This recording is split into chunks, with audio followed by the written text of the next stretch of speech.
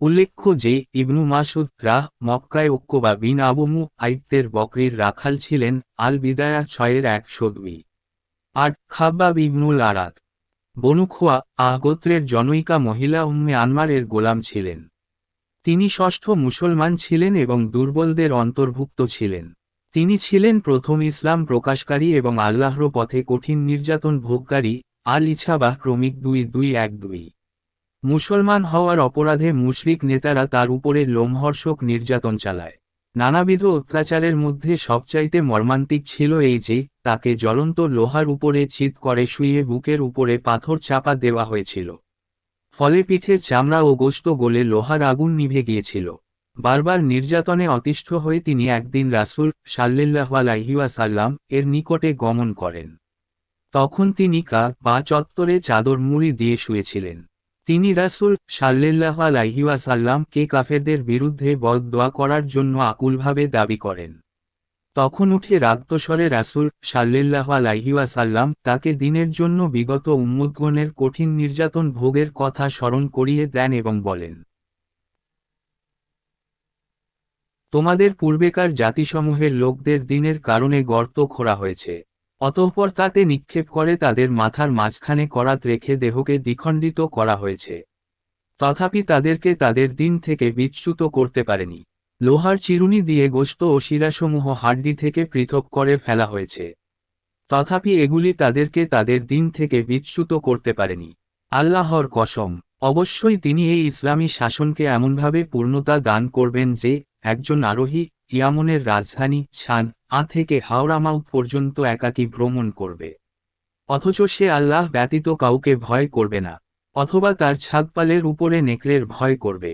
কিন্তু তোমরা বড়ই ব্যস্ততা দেখাচ্ছ। বুখারী 3612, 6943, মিশকাত 5858। এ হাদিস শোনার পরে তার ঈমান আরও বৃদ্ধি পায়। খাব্বাব কর্মকারের কাজ করতেন। তিনি কুরাইশ নেতা বিন ওয়াইল এর জন্য একটি তরবারি তৈরি করে দেন। পরে তার মূল্য নিতে গেলে বলেন, আমি তোমাকে মূল্য দিব না যতক্ষণ না তুমি মুহাম্মাদের সাথে কুফরি করবে। জবাবে খাব্বাব বললেন, বরং যতক্ষণ না আপনি মরবেন ও পুনরুত্থিত হবেন। তাকে বিদ্রূপ করে বললেন, ঠিক আছে, কিয়ামতের দিনেও আমার নিকটে মাল সম্পদ ও সন্তানাদি থাকবে, সেখানে তোমার পাওনা পরিশোধ করে দিব। তখন নাজিল হয়, তুমি কি দেখেছ ওই ব্যক্তিকে যে আমার আয়াতসমূহ প্রত্যাখ্যান করে এবং বলে, আমাকে অবশ্যই ধন সম্পদ ও সন্তান সন্ততি দেওয়া হবে? সে কি অদৃশ্য জ্ঞান সম্পর্কে অবহিত হয়েছে, নাকি দয়াময়ের নিকট থেকে সে কোন প্রতিশ্রুতি লাভ করেছে? মারিয়াম 19-77। ইবনু হিশাম 1-357, আহমাদ 21105, 21112। এ থেকে প্রমাণিত হয় যে তারা মুসলমানদের কেবল দৈহিক নির্যাতনই করেনি, বরং জাহেলি যুগের বিখ্যাত হিলফুল ফুজুল এর চুক্তিনামাও তারা ভঙ্গ করেছিল, যা ছিল কুরাইশদের চিরাচরিত রীতির বিরোধী। কেননা মুসলমানদের ক্ষেত্রে তারা সকল প্রকার জুলুমকে সিদ্ধ মনে করত। আব্দুল্লাহ বিন উমর বলেন, মুসলমানের সংখ্যা যখন কম ছিল তখন তারা দিনের কারণে ফিতনায় পতিত হতো। হয় তাদেরকে হত্যা করা হতো, নয় তাদেরকে চরমভাবে নির্যাতন করা হতো। অবশেষে মুসলমানের সংখ্যা বৃদ্ধি পেল, তখন আর ফিতনা রইল না। বুখারী 4650। উমর ইবনুল খাত্তাব একদিন খাব্বাবকে ডেকে বলেন, তোমার উপরে নির্যাতনের কাহিনী আমাকে একটু শোনাও। তখন তিনি নিজের পিঠ দেখিয়ে বললেন, হে আমিরুল মুমিনিন, আমার পিঠ দেখুন। আমাকে জ্বলন্ত লোহার গনগনে আগুনের উপরে চাপা দিয়ে রাখা হতো। আমার পিঠের গোশত গলে উক্ত আগুন নিভে যেত। তখন উমর বলেন, এরূপ দৃশ্য আমি ইতিপূর্বে কখনো দেখিনি। তিনি খারেজিদের বিরুদ্ধে নাহরাওয়ানের যুদ্ধে এবং পরে ছিফফিনের যুদ্ধে আলী এর পক্ষে ছিলেন।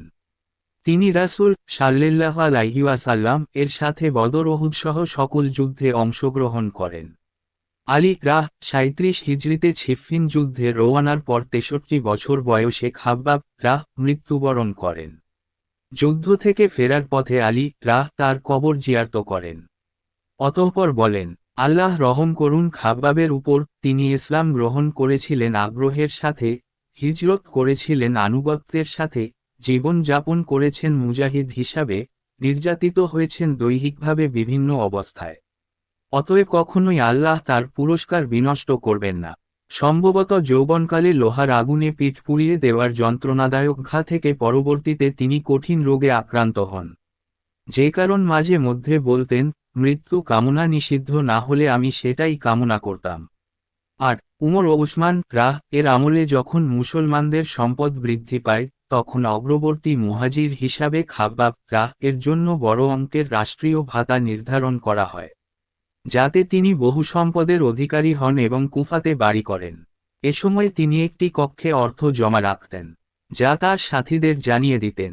অতঃপর অভাবগ্রস্তরা সেখানে যেত এবং প্রয়োজনমতো নিয়ে নিত।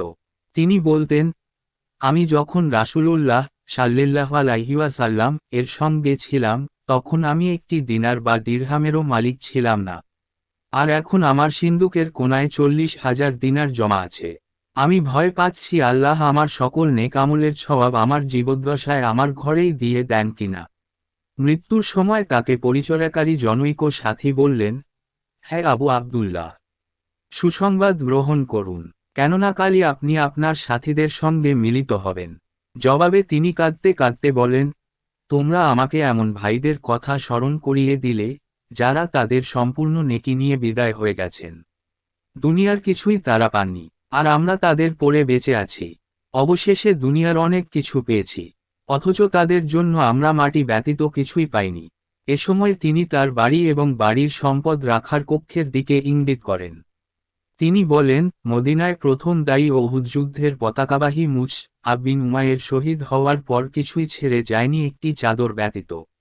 অতঃপর তিনি তার কাফনের দিকে তাকিয়ে কাঁদতে কাঁদতে বলেন, রাসূল সাল্লাল্লাহু আলাইহি ওয়াসাল্লাম এর চাচা হামজার জন্য এতটুকু কাফনও জুটেনি।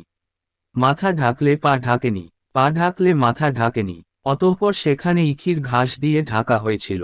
9. দুর্বলদের প্রতি নির্দেশনা।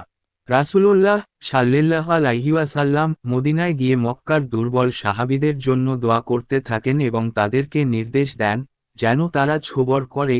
নিসা 4:77। তারা যেন শক্তির বিপরীতে শক্তি প্রদর্শন না করে ও শত্রুতার বিপরীতে শত্রুতা না করে, যাতে তারা বেঁচে থাকে এবং ভবিষ্যতে দিনের শক্তি বৃদ্ধি করতে পারে। অবশেষে আল্লাহ মক্কা বিজয় দান করেন এবং সবাইকে নিরাপদ ও নিশ্চিন্ত করেন। সীরা সহিহা 1:158। নির্যাতিত মুহাজির মুসলমানদের সুসংবাদ দিয়ে আল্লাহ বলেন, অতঃপর তাদের প্রতিপালক তাদের দোয়া কবুল করলেন এই মর্মে যে, পুরুষ হইক বা নারী হইক, আমি তোমাদের কোন কর্মীর কর্মফল বিনষ্ট করব না। তোমরা পরস্পরে এক, অতএব কর্মফল প্রাপ্তিতে সবাই সমান। অতঃপর যারা হিজরত করেছে ও নিজ বাড়ি থেকে বহিষ্কৃত হয়েছে এবং আমার রাস্তায় নির্যাতিত হয়েছে, যারা লড়াই করেছে ও নিহত হয়েছে, অবশ্যই আমি তাদের দোষ ত্রুটিসমূহ মার্জনা করব এবং অবশ্যই আমি তাদেরকে জান্নাতে প্রবেশ করাব, যার তলদেশ দিয়ে নদীসমূহ প্রবাহিত। এটি আল্লাহর নিকট হতে প্রতিদান। বস্তুত আল্লাহর নিকটেই রয়েছে সর্বোত্তম পুরস্কার। আলে ইমরান 3:195। বিজয়ের ভবিষ্যৎবাণী। সাহাবায়ে কেরামের মধ্যে বিশেষ করে দুর্বলদের উপরে কাফের নেতাদের পক্ষ হতে যখন অবর্ণনীয় নির্যাতনসমূহ করা হচ্ছিল, তখন একদিন অন্যতম নির্যাতিত সাহাবী খাব্বাব ইবনুল আরাত এসে রাসূল সাল্লাল্লাহু আলাইহি ওয়াসাল্লাম কে কাফেরদের বিরুদ্ধে বদদোয়া করার আহ্বান জানান। রাসূল সাল্লাল্লাহু আলাইহি ওয়াসাল্লাম তখন বাগরিহের ছায়ায় চাদর মুড়ি দিয়ে শুয়েছিলেন। বুখারী 3612, মিশকাত 5858। খাব্বাবের কথা শুনে তিনি উঠে বসেন এবং রাগত স্বরে বলেন, যা ইতিপূর্বে বলা হয়েছে।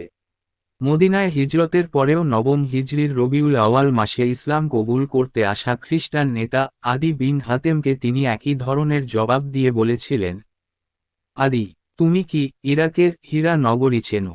তিনি বললেন, আমি দেখিনি, তবে তার সম্পর্কে শুনেছি। রাসূল সাল্লাল্লাহু আলাইহি ওয়াসাল্লাম বললেন, যদি তোমার হায়াত দীর্ঘ হয়, তাহলে তুমি দেখবে একজন হাউদানশীন মহিলা একাকী সেখান থেকে গিয়ে বাগরিহ তাওয়াফ করে ফিরে আসবে, অথচ সে কাউকে ভয় পাবে না আল্লাহ ব্যতীত। আদি বলেন, আমি পর্দানশীন মহিলাকে হীরা নগরী থেকে একাকী সফর করে বাগরিহ তাওয়াফ করে ফিরে আসতে দেখেছি।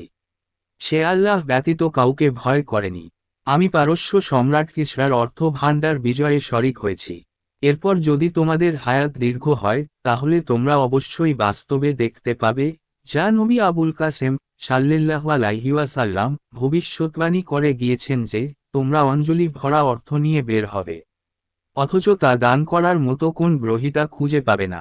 বুখারী হা 3595, আহমাদ হা 18286, মিশকাত হা 5857। আরকামের গৃহে প্রচার কেন্দ্র।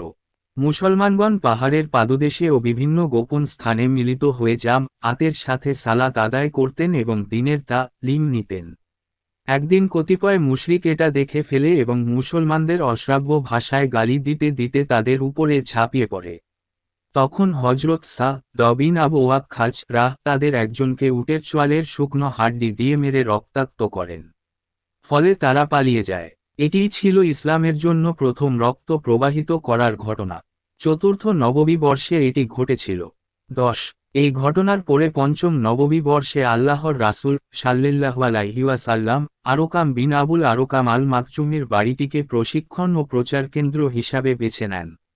বাড়িটি ছিল সাফা পাহাড়ের উপরে, যা ছিল অপেক্ষাকৃত নিরাপদ এবং মুশরিকদের দৃষ্টির আড়ালে। ইবনু হিশাম 1-253 টিকা -1 আল বিদায়াহ 5-341 আর রাহিকো 92 কাফের নেতাদের সম্মেলনস্থল দারুন নাদওয়া থেকে এটা ছিল সম্পূর্ণ ভিন্ন স্থানে। যদিও আল্লাহর রাসূল সাল্লাল্লাহু আলাইহি ওয়াসাল্লাম নিজে সর্বদা প্রকাশ্যে সালাত আদায় করতেন। 1 কুরতুবী তাফসির সূরা লাইল 19-20 আয়াত 6358 সনদ হাসান 20-79 2 আল্লাহর ঘরের কসম করা যায় নয়, বরং রববুল কাবার রবের কসম করা যাবে। আহমাদ হা 27138, নাসাই হা 3773, সিলসিলা সহিহা হা 1166। 3 ইবনু হিশাম 1-318, আল ইছাবাহ ক্রমিক 11216। মুহাক্কিক বলেন, জিন্নিরামহ্র ঘটনাটি বিভিন্ন সূত্রে বর্ণিত হওয়ার কারণে এর সনদ হাসান স্তরে উন্নীত হতে পারে। তাহকিক ইবনু হিশাম ক্রমিক 309। 4 ইবনু হিশাম 1-319-20, হাকেম হা 5646, আলবানী ফিকহুস সিরাহ 103, সনদ সহিহ তাবারানী আওসাত্ত হা 3846, আল ইছাবাহ ইয়াসির আনাসি ক্রমিক 9214, আল ইস্তি আব ক্রমিক 2822।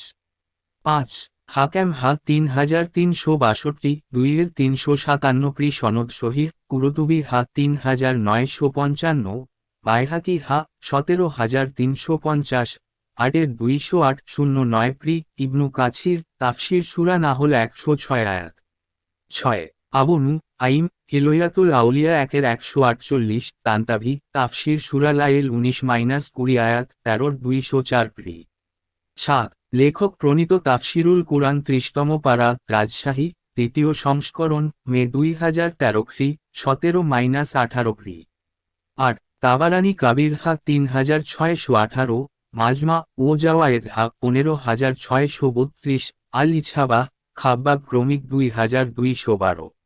9 ইবনু শাহ তাবাকাতুল কুবরা 3-122-23, সিরা সহিহাহ 2-384। উল্লেখ্য যে, সাহাবীগণের উপর নির্যাতনের চিত্র তুলে ধরতে গিয়ে ইবনু ইসহাক সাইদ বিন জুবায়ের হতে বর্ণনা করেন যে, আমি আব্দুল্লাহ ইবনু আব্বাস কে বললাম, মুশরিকরা কি সাহাবীগণকে দিন ত্যাগ করার শর্তে শাস্তি দিত? জবাবে তিনি বললেন, হ্যাঁ, আল্লাহর কসম।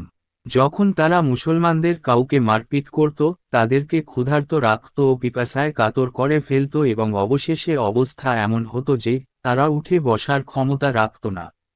তখন তাদের বলা হতো, আল্লাহকে ছেড়ে লাত ওয়াকে উপাস্য ধর।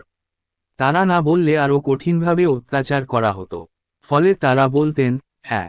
এমনকি গোবরের বড় কালো পোকা তাদের কারু সামনে এনে বলা হতো, এই পোকা কি তোমার উপাস্য? কঠিন কষ্টের কারণে তিনি বলতেন, হ্যাঁ। ইবনু হিশাম 1-320, ফাতহুল বারী হা 3856 এর আলোচনা। এ বক্তব্য জয়ীফ মাশা 34 বরং সঠিক সেটাই যা ইবনু মাসুদ কর্তৃক ইতিপূর্বে বর্ণিত হয়েছে। আহমাদ হা 3832। 10 ইবনু হিশাম 1-262-63, আল বিদায়াহ 3-37, আর রাহিকো 91, আল ইছাবাহ শাহ রবিন আবু ওয়াক্কাজ ক্রমিক 3196। ইবনু হিশামে বলা হয়েছে যে তিনি হামলাকারী কাফেরকে দ্বারা আঘাত করেন। ভাষ্যকার সুহায়লী তার ব্যাখ্যা করেছেন, রানের উপরে উরুস্তম্ভের হাড্ডি, ইবনু হিশাম 1-263 টিকা -4। কিন্তু এই ব্যাখ্যা সঠিক নয়, বরং সঠিক অর্থ হবে যা শিরাহ হালাবিয়াতে করা হয়েছে, অর্থাৎ চোয়ালের হাড্ডি যাতে দাঁত সমূহ উদ্গত হয়। শিরাহ হালাবিয়া 1-483।